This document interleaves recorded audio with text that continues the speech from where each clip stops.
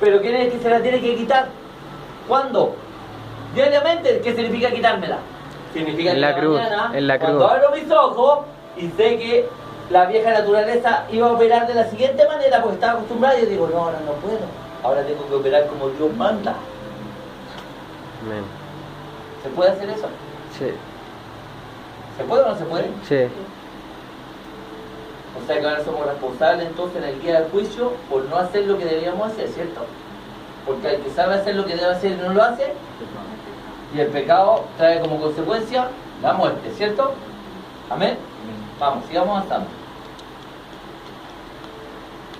Nuestro cuerpo puede ser un instrumento del pecado. El anular el poder del pecado se basa en un principio que se puede reconocer, y es que la muerte termina con ¿qué? Fíjense, concéntrense en esto. Nuestro cuerpo puede ser un instrumento del pecado, ¿cierto? Y eso es. Estamos hablando de que ya separamos el cuerpo del alma o de la carne, ¿cierto? Pero el cuerpo, ¿lo podemos hacer un instrumento del pecado? Sí. ¡Sí! ¿Quién es el que decide lo que hacen los miembros? Concéntrense en lo que van a responder, porque antes pensábamos que la carne mandaba al alma, ¿cierto? Imagínense el error. Predicando eso, que la carne mandaba al alma y el alma obedecía. ¡Qué error más grande! Pensando que el cuerpo, ¿quién manda al cuerpo? ¿Quién es el que recibe el pecado? ¿Quién es el que recibe la tentación? ¿Dónde se recibe? En la mente. En tu concupiscencia. ¿Qué es tu concupiscencia? Tu archivo de los deseos desordenados que traías de antes. Entonces, ¿cómo se activa? Veo una mujer desnuda, veo cualquier cosa, se activa mi concupiscencia. ¿Qué hago yo? Hago que mi cuerpo se convierta en pecado. ¿Están entendiendo por qué dice no presentéis vuestros miembros al pecado? Los miembros, ¿quién los gobierna? ¡Yo lo decido! Díganme amén, por favor. Amén. ¿Están entendiendo o no están entendiendo? ¡Qué locura! Si Dios dice con el cuerpo no se meta, porque es mío, lo compré. No está hablando del alma, Él no compró tu alma. Tu alma está en veremos si es que se salva o no se salva. ¿Qué fue lo que Él compró? Por eso dice que el espíritu y el cuerpo al cielo, porque fueron redimidos, ¿cierto? ¿Qué es lo que hay que salvar entonces? El alma. ¿Están conmigo o no? ¿Tu cuerpo fue comprado? ¿De quién es entonces? De Dios. ¿Tu alma fue comprada? No. ¿No se puede comprar? ¿Tú le puedes vender tu alma al diablo? A Dios no. Díganme a mí si están entendiendo. No. Entonces Dios dice, con mi cuerpo no te metas. ¿Y qué es lo que hacemos nosotros? Usamos lo que no es nuestro, lo que fue comprado, y lo presentamos para que peque. Entonces concéntrate ahora. Dice, el anular el poder del pecado se basa en un principio que se puede reconocer, y es que la muerte termina ¿con qué? Con el dominio del pecado. ¿Qué es lo que hace que el dominio del pecado termine en tu vida? Iglesia, ¿qué es lo que hace que el dominio del pecado termine en tu vida? La muerte. Entonces, ¿qué fue lo que Dios hizo para anular el poder del pecado sobre tu vida? Mató la Matarte. naturaleza. Pero es que, ¿saben qué? Lo hemos visto, ¿cuántas veces lo hemos hablado? Harta. ¿Cuántas veces lo han entendido? Harta. ¿Por qué no se puede aplicar todavía? Porque es imposible lograr verse como muerto, ¿cierto? Pero ¿qué dice la Biblia en Romanos 6:11? Que te tienes que ver como. Entonces el tema estará en decisión, ¿sí o no? Ya es decisión más que entendimiento y revelación, y que le pongamos 1000 cosas para escapar. Yo digo que ya es decisión. Es llegar a ese punto de que uno sea tan fiel con Dios que diga no, y así no a la carne, no, y después uno se acostumbra. Si somos entes de costumbre, uno termina acostumbrándose, ¿o no? Pero estamos acostumbrados a decirle a la vieja naturaleza sí, y la naturaleza pide algo y decimos, no me importa si lo tengo tan, pido perdón y me arrepiento. Y no me digan que no, porque esto suena chistoso, pero lo hacemos. ¿Será tan así? Por eso les decía el otro día, ¿será que uno puede estar muerto, vivir, muerto, resucitar? Vivimos entre la muerte y la resurrección constantemente. Nuestra unión con Cristo en su muerte fue diseñada para tratar con el problema del pecado de una vez. Fíjese, todo el propósito y el ministerio de Cristo. O sea, ¿era necesaria la cruz? Sí. ¿Era necesaria la sepultura, el bautismo del Señor? Sí. ¿Era necesaria la ascensión? Sí. ¿Era necesaria la resurrección? Sí, iglesia. ¿Y qué pasa si una persona cristiana no entiende todas esas áreas del propósito y ministerio de Cristo? va a ser ineficiente, porque Dios no puede usar una persona que no tenga conocimiento. La puede usar igual, y acá no estamos hablando de doctor, no estamos hablando de doctor de escritura, estamos hablando de que yo he visto gente en África que no sabían el idioma y que ahora leen las escrituras y todo el cuento. Véanlo, vean los reportajes. Si el poder del Espíritu Santo que hace, te da la mente de Cristo. Todo lo que pasa a un verdadero cristiano es sobrenatural. No hay limitaciones. Entonces, nuestra unión con Cristo en su muerte fue diseñada para tratar con el problema del pecado de una vez y nos muestra que somos libres del control del pecado, ¿cierto? De su dominio sobre nosotros. ¿Qué pasó con el dominio del pecado en nosotros? Fue roto. No es que se acabara, fue roto. Pero se acabó. Concéntrense en lo que van a responder. ¿Se acabó? No. Escrituralmente sí. ¿Terminó él con la vieja naturaleza? Sí. ¿Terminó con el dominio del pecado? Sí. Entonces, ¿dónde está el problema? Vuelvo a decir, En uno.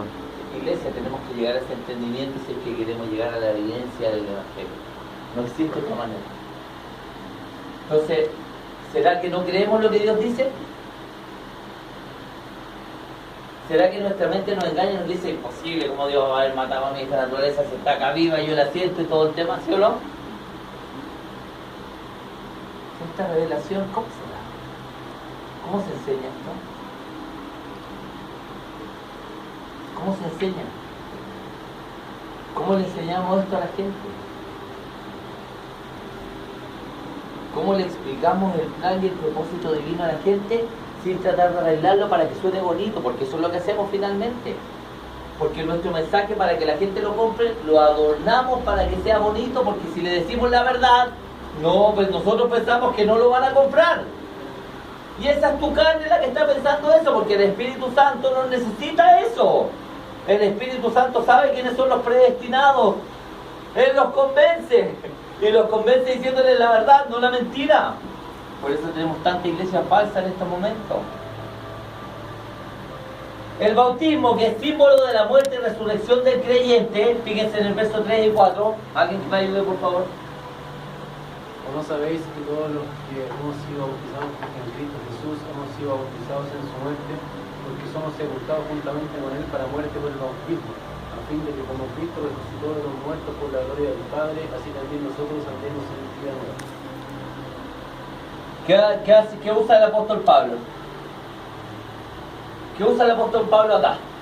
Bautismo. Usa el bautismo en agua del creyente como el símbolo en el cual el creyente se asocia con la muerte de Jesucristo. O sea, ¿qué es lo que pasa en el bautismo? Morimos. En el bautismo donde se produce ¿qué cosa? La transferencia. ¿Qué recibo yo? Perdón, concéntrense, ¿qué recibo yo en el bautismo? Cristo viviendo. La muerte de mi vieja naturaleza. Concéntrense, ¿a qué voy al bautismo? ¿A qué voy a ser sumergido? ¿Voy a ser enterrado? ¿Quién? La vieja naturaleza. Entonces, ¿en qué me asocio en el bautismo? En la muerte. Pero después, ¿qué recibo? Vida nueva en La nueva Cristo. vida. ¿Se dio? Yo digo que por un tiempo se dio, ¿no? En algunos de nosotros se dio por en algún tiempo, pero es en la carne aplicando dominio propio.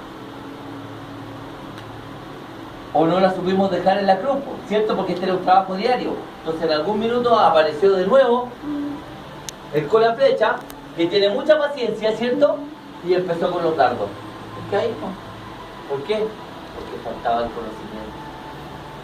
Concéntrense en esto, por favor. Usa el agua como símbolo de la muerte del viejo hombre que es bautizado en su muerte, o sea, en la muerte de Cristo en la cruz del Calvario. De ahí la importancia para el creyente que después de convertirse a Cristo dé el paso de entrar a las aguas de la muerte, como se conoce el agua bautismal. Entonces, en el fondo, cuando uno va al bautismo, ¿a qué está yendo? A la muerte. ¿Pero a qué está yendo? A la unión con Cristo. ¿Al funeral de Sí. tu vieja naturaleza? ¿No me pueden decir que esto no es locura?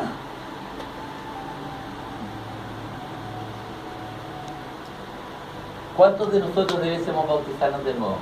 Levántenme ambas manos y ambos pies. Yo no veo ninguno. No fuimos a ningún funeral. Nunca he visto ningún funeral.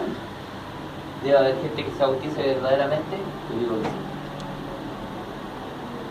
Pero nosotros después vemos con el tiempo que esa vieja naturaleza volvió a tomar la preeminencia en nuestra vida, ¿cierto? Volvió a tomar el control.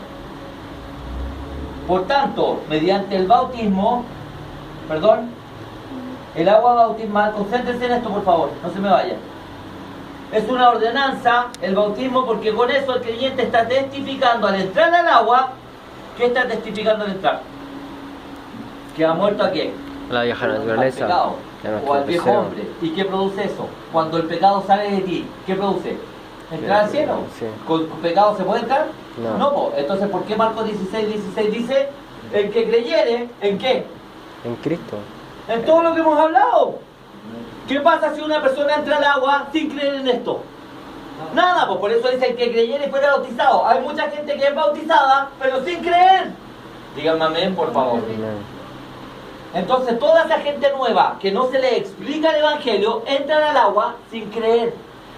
Y Cristo dice, el que creyere y fuere bautizado será salvo. Más el que no creyere, no está hablando del que no fuera bautizado. O sea, en el fondo lo que está diciendo es que el bautismo sin creer no sirve para nada. Porque ahí puede haber dicho, más el que no hubiera sido bautizado será condenado. Dice que el que no creyere, ¿qué es lo importante? ¿Creer o bautizarse? Creer, que es el bautismo. Un símbolo. Al igual que cuando un matrimonio se casa, ¿qué hacen? Se ponen la argolla. ¿Qué están diciendo con la argolla? Que ya te pertenezco y que tú me perteneces. ¿Cierto? Concéntrense en esto porque lo voy a poner como ejemplo y se van a sorprender.